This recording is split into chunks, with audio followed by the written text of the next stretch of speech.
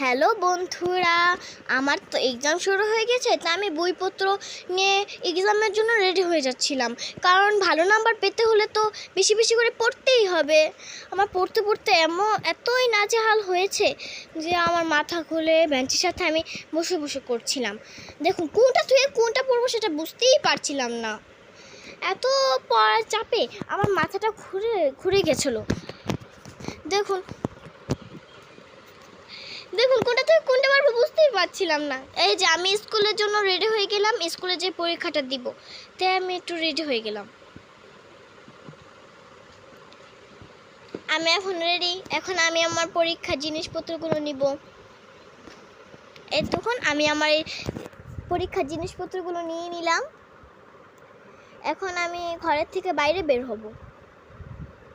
পানিও নিলাম, কারণ পানির সাথে থাকলে পরীক্ষার অনেকক্ষণ লিখতে পানি বসা লেগে যায়, তাই পানিও নিলাম। তখন আমি বাইরে চলে এসেছি আর অর্ধেক রাস্তাও এসে পড়লাম। ও মাই গড, দেখুন আমার একটা বন্ধুকে দেখা যাচ্ছে, ওই যে তার সাথে তার মাও আছে এবং তার বোনও আছে। দেখুন, এই যে তার বোন।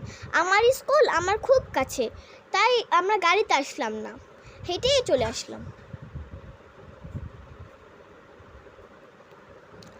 এতই কাছে। এখন আমি কিন্তু স্কুলে ঢুকবো, এই যে প্রায় ঢুকেই গেছি। আমি কিন্তু আমার স্কুলটা আপনাদের ঘুরিয়ে দেখাবো। আপনারা প্লিজ কমেন্টে বলে যাবেন যে আমার স্কুলটা কেমন। নামই সরকারি স্কুল, তাহলে ভালো লাগবে না বলুন? এই দেখুন, আমি আপনাদের আমার স্কুলটা ঘুরিয়ে দেখালাম। এই দেখুন,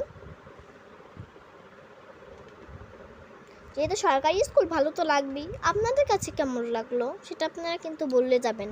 এখানে অনেক গার্জিয়ানরা বসে আছে, কারণ তাদের ছেলেমেয়েরা যে পরীক্ষা দিতে এসছে তার জন্য অপেক্ষা করতেছে। এই দেখুন, আমি মাকে বললাম, আমি রেগে বললাম মাকে যে মা দেখো, ছেলেরা খেলাধুলো করে বেঞ্চগুলোকে নোংরা করে গেছে। তারপর আমি অনেক কান্না বলল, না আমি এখানে বসবো না, আর আমার জামা দিয়ে পুষতে বলতেছিল। তারপর মা কী করবে, মা হাত দিয়ে পুষতেছিল। এই দেখুন, হাত দিয়ে পুষে দিল। তারপর আমি কি নিশ্চিন্তে বসে গেলাম পরীক্ষার জন্য। আমি এখন বোর্ড বের করলাম। এর দেখুন, আমার পরীক্ষা দেওয়ার শেষ। আর ভিডিওটা যদি ভালো লাগে প্লিজ লাইক সাবস্ক্রাইব করে যাবেন।